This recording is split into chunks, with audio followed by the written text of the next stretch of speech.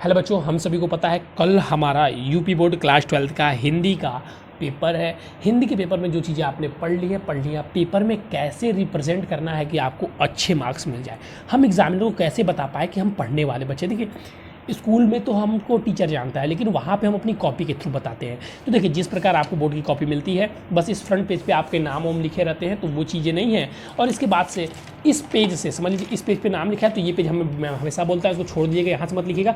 इस पेज पे जैसे आप आते हैं वैसे ये पेज है आपका। आप 10th का एग्जाम दे चुके होंगे, आप कॉपी को भली भांति समझते होंगे। कॉपियाँ ऐसी ही मिलती है। 12th की कॉपियाँ कुछ इस प्रकार मिलेंगी, चौड़ी नहीं मिलेंगी और मोटी भी मिलेंगी 10th की अपेक्षा आपको। अब क्या करना है, बोर्ड की तरह मैंने देखिए, समझ लीजिए मेरे पास ये पेपर है। चलिए, मैंने यहाँ पर खोल दिए, एक पेपर हमने खोल दिया, ठीक है। और इसी पेपर पर मैं चर्चाओं करूँगा, ठीक है। इस पेपर के हिसाब से मैं लिखूँगा। ये 2020 का, चलिए मैंने खोल दिया, सेट पेपर 1 है। पहले कॉपी मिलने के बाद आपको क्या करना है, मैं आपको ये वाली पेन सजेस्ट किया था। देखिए इसके क्या फ़ायदे होते हैं, मैं आज आपको कॉपी के थ्रू समझाऊंगा। इस पेन से, ये पेन अभी भी आप ले सकते हैं क्योंकि इससे लिखना नहीं है। जिस पेन से आप लिखते हैं उसी पेन से बोर्ड में लिखेंगे, आप पेन चेंज नहीं करेंगे। लेकिन ये पेन आप चाहें तो ले सकते हैं क्योंकि इसका काम बच्चों बस आउटलाइन खींचना है। तो कॉपी मिलते ही ये पेन अच्छी आउटलाइनिंग करती है, थोड़ी सी मोटी आउटलाइनिंग करती है जो कि देखने में अच्छी लगती है। तो पेन मिलते ही क्लास 12 के बच्चों ध्यान दें, हम ऐसी आउटलाइनिंग करेंगे। एक लाइन करके कुछ बच्चे छोड़ देते हैं। अगर हम 2 लाइन करते हैं तो हमारी कॉपियाँ और अच्छी लगती हैं। जिस प्रकार देखिए हमने किया है, इस प्रकार आपको भी बोर्ड में डबल आउटलाइन करना है बच्चों। ध्यान दीजिए, देखिए कॉपियाँ कितनी अभी से ही सुंदर लगनी स्टार्ट हो गई है। ये चीज़ करने के बाद से हम यहाँ पर लिखेंगे खंड क। मोटी मोटी हेडिंग इस पेन से डालेंगे। देखिए खंड क, उसके बाद से इस पेन का यूज़ अब हम नहीं करेंगे, अब हम इस ब्लैक पेन का यूज़ करेंगे। खंड क लिखने के बाद से यहीं पर हम लिखेंगे बच्चों प्रश्न 1। कुछ बच्चे क्या करते हैं कि यहाँ पर लिखते हैं, यहाँ पर नहीं लिखना है। प्रश्न 1 हमने यहाँ पर लिखा, अब हम ये लिखेंगे 6 प्रश्न आते हैं, बहुविकल्पी हमारे 5 प्रश्न, सॉरी। तो क से लेकर क, फिर क का उत्तर, क फिर क का उत्तर। प्रश्न लिखने की यहाँ पे जरूरत नहीं, बस डायरेक्ट उत्तर लिखेंगे। इसी प्रकार हम कहाँ तक आएंगे, ड तक आएंगे। फिर इसी प्रकार बच्चे हम लिखेंगे यहाँ पर प्रश्न 2। ये बहुविकल्पी प्रश्न है, इसलिए मैं इसमें कुछ लिखना खास नहीं है, इसलिए मैंने बता रहा हूँ। जैसे ही आपके ये बहुविकल्पी प्रश्न कंप्लीट हो जाते हैं, ड तक यहाँ पे है ना, तो ड तक यहाँ पे जैसे ही आप कंप्लीट कर लेंगे, 1-2 लाइन हम छोड़ेंगे। 2 लाइन छोड़ने के पश्चात जितनी कॉपी आप चाहेंगे बोर्ड में मिल जाएंगी, इसलिए कॉपी बचाने के चक्कर में मत रहिएगा। 2 लाइन छोड़ने के बाद हम फिर से ऐसे डबल आउटलाइन करेंगे। ध्यान दीजिए, सारी चीज़ें जो मैं आपको बता रहा हूँ ये सब कोई नहीं बताता है। फिर से ऐसी डबल आउटलाइन करेंगे। इससे क्या होता है, इससे एग्जामिनर भली भांति समझ पाता है कि आपने प्रश्न चेंज कर दिया है और कॉपियाँ देखने में और भी सुंदर लगती है। इसके बाद हम लिखेंगे प्रश्न संख्या 2।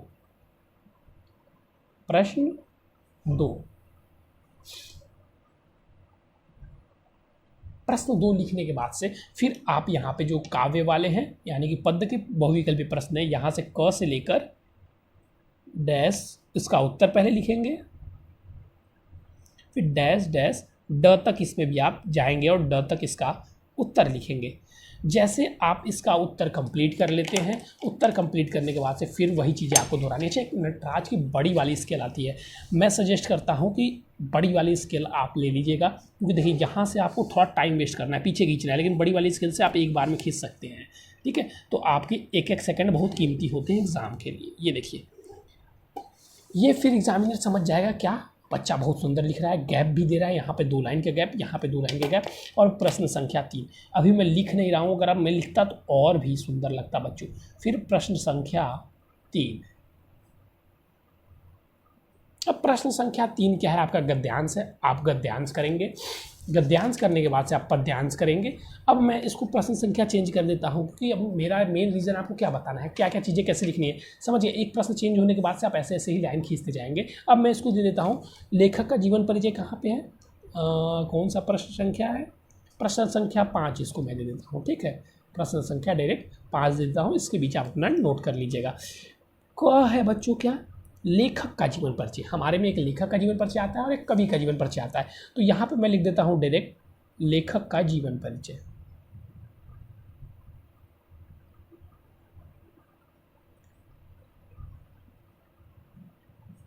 जीवन परिचय।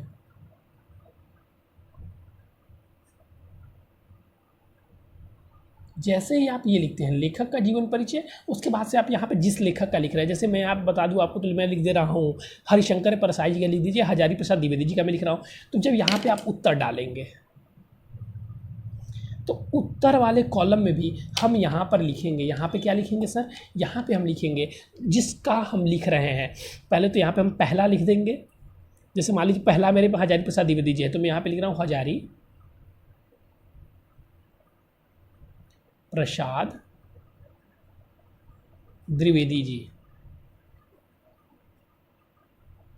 ठीक है, हजारी प्रसाद द्विवेदी ऐसे लिखने के बाद से आप यहाँ पे छोड़ देंगे। फिर आप यहाँ से उनका जीवन परिचय लिखना स्टार्ट करेंगे। यहाँ से आप जीवन परिचय लिखना स्टार्ट करेंगे और जब उनका जन्म आएगा, जैसे उनका जन्म हुआ था मान लीजिए सन 1893 ईस्वी में, तो यहाँ पर इसको हम ब्लैक से लिखेंगे। फिर हम ब्लू से लिखना स्टार्ट कर देंगे। फिर जैसे उनका मृत्यु का समय आएगा, ठीक है, मान लीजिए यहाँ तक हमने चीज़ें लिखी और यहाँ पे आ गया उनकी मृत्यु का समय, तो फिर हम लिखेंगे उनकी मृत्यु सन 1954 ईस्वी में हुआ था। ठीक है, तो ये चीज़ें हमें ब्लैक से लिखना, ध्यान दीजिएगा। फिर रचनाएं डालेंगे हम ब्लैक से, और फिर उनमें से कोई उनकी एक रचना यहाँ पर हम लिख देंगे ब्लू पेन से। ठीक है, उसके बाद से आपके संस्कृत के आते हैं। ठीक, इसमें भी देखिएगा, इसमें से आपको ये करना रहेगा, अगर आप किसी का चरित्र का चित्रण करते हैं, जैसे आपका जो भी खंड काव्य हो चरित्र का चित्रण करते हैं, तो चरित्र का जो चित्रण में, जैसे मान लीजिए ईमानदार व्यक्ति, उनका चरित्र चित्रण में जो पॉइंट हेडिंग है तो उसको ब्लैक से, और फिर उसके बाद में लिखेंगे कि यह एक ईमानदार व्यक्ति थे, तो उनको जो लिखेंगे वो ब्लू से लिखेंगे। उसके बाद संस्कृत गद्यांश इसी प्रकार करते जाएंगे, बस प्रश्न उत्तर डाल के, इसमें कुछ ब्लैक ब्लू का खेल नहीं दिखाना है। फिर यहाँ पे आप बहुविकल्पी प्रश्न ऐसे ही करते जाएंगे ब्लैक ब्लू डाल के, इसमें भी कोई बीच में खेल नहीं दिखाना है। निम्न में से 2 वाक्यों को शुद्ध करके लिखो, यहाँ पर भी नहीं। अब यहाँ पर निबंध में थोड़े से आपको दिखाने होंगे। निबंध हम जब लिखेंगे तो निबंध में हमें थोड़ा सा ब्लैक ब्लू का खेल दिखाना है। क्या दिखाना है, तो देखिए निबंध लिखते समय 2 चीज़ें आपको लिखनी है। ब्लैक बुक, कुछ जितने हेडिंग हम लिखेंगे उसमें ब्लैक पेन से लिखेंगे, और निबंध लिखते समय 2 चीज़ें हमें ध्यान रखनी है। क्या ध्यान रखना है सर, देखिए मैं आपको यहाँ बता रहा हूँ। ये 2 लाइन ऐसे खींच लीजिए आप। सर्वप्रथम ये तो करना ही है। अब मान लीजिए निबंध आपका जो भी प्रश्न संख्या हो, मैं यहाँ पे डाल देता हूँ प्रश्न 9, जो भी हो मुझे नहीं पता। अब मैंने देखने जा रहा हूँ। ठीक है, अब पहला हेडिंग आपका निबंध में होना चाहिए प्रस्तावना, ब्लैक पेन से। कोई भी टॉपिक आए, पहला हेडिंग होगा प्रस्तावना। प्रस्तावना में उसके बारे में, जैसे प्रदूषण आ गया तो प्रदूषण के बारे में, प्रदूषण कैसे होता है, प्रदूषण क्या होता है, इससे में क्या बीमारी होती है, बहुत लंबा नहीं, बस 2 लाइन में। कोई भी टॉपिक आए, प्रस्तावना उसके बारे में, मतलब प्रस्तावना मतलब परिचय, आप परिचय भी लिख सकते हैं। ठीक है, बस 2 लाइन में। उसके बाद से आपका जैसा निबंध हो, अगर उसमें हेडिंग वाला निबंध है तो ट्राई करेंगे कि 3 से 4 हेडिंग लिखेंगे। अगर हेडिंग वाला निबंध नहीं है तो पैराग्राफ लिखना स्टार्ट करेंगे। इसके बाद से 1 लाइन छोड़ेंगे, 1 पैराग्राफ, ठीक है, ऐसे लिखेंगे 2.5 लाइन का, और बीच में लाके छोड़ देंगे। फिर यहाँ से 1 पैराग्राफ लिखना स्टार्ट करेंगे। कम से कम 3 पैराग्राफ हमें लिखना होगा निबंध में, एक साथ नहीं लिखेंगे, पैराग्राफ छोड़ छोड़ के लिखेंगे। ध्यान दें सभी बच्चे, पैराग्राफ छोड़ छोड़ के लिखेंगे निबंध। निबंध लिखने का यही तरीका होता है। अगर आप 3 पैराग्राफ नहीं लिखते हैं तो आपको मार्क्स नहीं मिलेंगे। इस पैराग्राफ को लिखने के बाद से लास्ट में आपको हेडिंग होगा मेरे विचार। अब मेरे विचार में आपको जैसे जो भी चीज़ें, प्रदूषण है तो प्रदूषण आप कैसे रोकते हैं, ठीक है, इसमें आप लिखेंगे। इसमें भी आपको बहुत ज़्यादा नहीं, सिर्फ 2 लाइन। ठीक है, ये जो पहली लाइन है प्रस्तावना और ये मेरे विचार, ये बहुत इम्पैक्ट डालते हैं आपकी कॉपी पर। ठीक है, पूरा कॉपी लिखने के बाद से लास्ट में ऐसे हम इसको क्लोज कर देंगे। कुछ बच्चे क्या करते हैं, ऐसे यहाँ पे जैसे ये पेज हुआ तो इस कॉपी के नीचे यहाँ पे लिखते हैं TO, ये सब नहीं करेंगे, यहाँ पे मार्क्स कट जाते हैं बच्चों, यहाँ पर मार्क्स कट जाते हैं, तो ये सारी चीज़ें ध्यान देंगे। तो देखिए बहुत मेहनत से हमने कॉपी लाया, पेज जुटाया, पेन आपको सारी चीज़ें समझाई। ये पेन एक बार देख लीजिए, आप लेना चाहें तो ले सकते हैं, हेडलाइन खींचने में बहुत काम आती है। चैनल को सब्सक्राइब कर दीजिएगा, और भी इंपॉर्टेंट वीडियो आपको चाहिए। अभी आप क्लास 12 पास करके आगे जाएंगे तो किस यूनिवर्सिटी में एडमिशन लेना है, कब कब एंट्रेंस फॉर्म आते हैं, उसकी भी तैयारी इस चैनल पर होती है। तो ये चैनल आपके लिए बहुत ही यूज़फुल है बच्चों।